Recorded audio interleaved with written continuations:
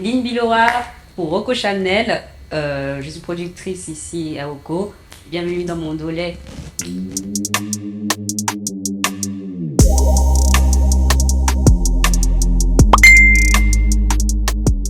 Le numéro que j'aimerais avoir, Trevor Noah, parce que c'est une personne que je suis dans les réseaux sociaux. J'aime beaucoup son travail et j'aime sa façon d'expliquer très simplement en fait des faits avec beaucoup d'humour mais avec beaucoup aussi de bienveillance et je suis persuadée que c'est quelqu'un que ouais, si j'avais son numéro, j'appellerais régulièrement en mode hey Trevor, what's up? Impossible n'est pas camerounais, faut savoir ça.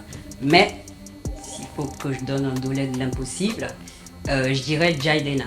Parce que, ouais, non, Classic Man, il est quand même super frais, il est grand, il est imposant, il est charismatique, mais en plus de ça, ça a l'air d'être une bonne personne. Il est très, oui, côté féministe et tout. Non, il est très intéressant. Alors, il y a deux personnages de dessins animés que j'aimerais être. Le premier, ce serait Clémentine, un dessin animé que beaucoup ont connu dans l'enfance, dans mon enfance en tout cas, les gens de ma génération, où sa façon de voyager très facilement, très simplement m'a toujours impressionné.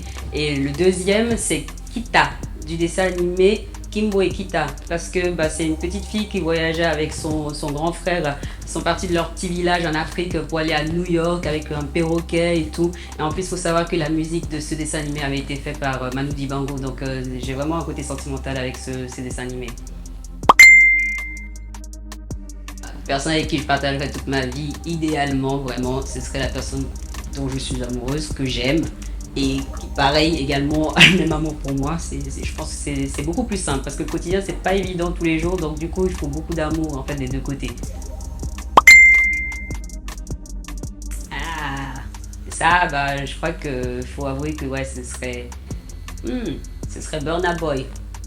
Il a un côté qui, ouais, pourquoi pas, une nuit, juste une petite nuit. Personne qui m'inspire le plus, c'est sans grande surprise en fait ma maman.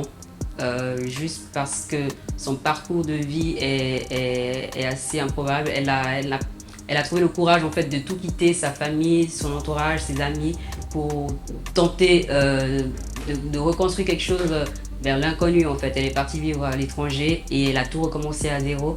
Et vraiment pour moi c'est une grande source d'inspiration et c'est comme ça que j'ai envie de vivre ma vie en fait, sans cette peur qui parfois nous retient et nous empêche de vivre des choses extraordinaires. Donc oui, c'est ma maman qui m'inspire le plus. Alors, les deux personnes que je rêverais de rencontrer, Burna Boy que j'aimerais interviewer pour Rocco et également Beyoncé que j'aimerais interviewer pour Rocco parce que j'ai des questions très intéressantes pour elle, notamment pourquoi elle n'a jamais fait de concert en Afrique francophone. On t'attend, dit. Come here, Queen Bee. J'ai pas vraiment d'artistes que j'écoute en boucle, ça dépend vraiment des moments de ma vie, des humeurs que j'ai. Mais actuellement, j'ai redécouvert Francis Bébé et j'avoue que j'écoute beaucoup de ses chansons. En tout cas, ce sont ces chansons qui reviennent assez régulièrement dans ma playlist. Donc oui, Francis Bébé, si vous pouvez, c'est encore super moderne et très d'actualité encore comme musique.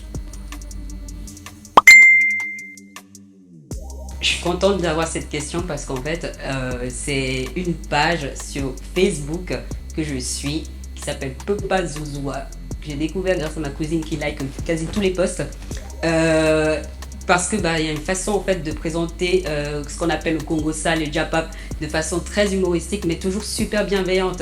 Vraiment, j'ai été agréablement surprise en fait de découvrir une page comme ça, une personne qui écrit à la camerounaise, au Camerounais, avec beaucoup de simplicité, mais beaucoup d'humour et aussi un désir d'éduquer. Donc oui, Pepa Zouzoua, suivez-le.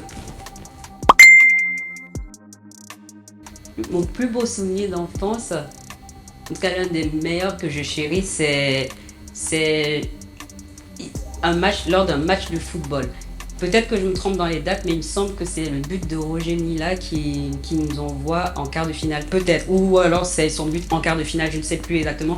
Mais en tout cas, à ce moment-là, je me souviens que mon papa Pierre, qui donc m'a élevé, il était tellement fou de joie qu'il m'a attrapé, il m'a soulevé en l'air et j'avoue que c'était une interaction qu'on n'avait pas souvent lui et moi et je me suis sentie super proche de lui à ce moment-là et je crois que c'est aussi pour ça que j'aime autant le foot parce que c'est le sport qui m'a montré des émotions brutes, pures et j'ai vraiment beaucoup adoré ce moment-là et je le chéris vraiment beaucoup, même si j'en parle pas beaucoup mais voilà, c'est mon plus beau souvenir d'enfant. Alors c'était mon de lait servi par Madame Bibi, j'espère que vous avez aimé et dites-moi en commentaire si vous avez aimé, si vous n'avez pas aimé, que je vienne répondre à vos commentaires et qu'on se dispute si vous voulez. Pas de problème, je suis prête.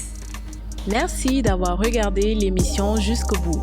N'oubliez pas de liker, commenter et surtout partager. N'hésitez pas aussi à nous suivre sur nos différents réseaux sociaux et on se dit à très bientôt sur votre chaîne Oko Channel.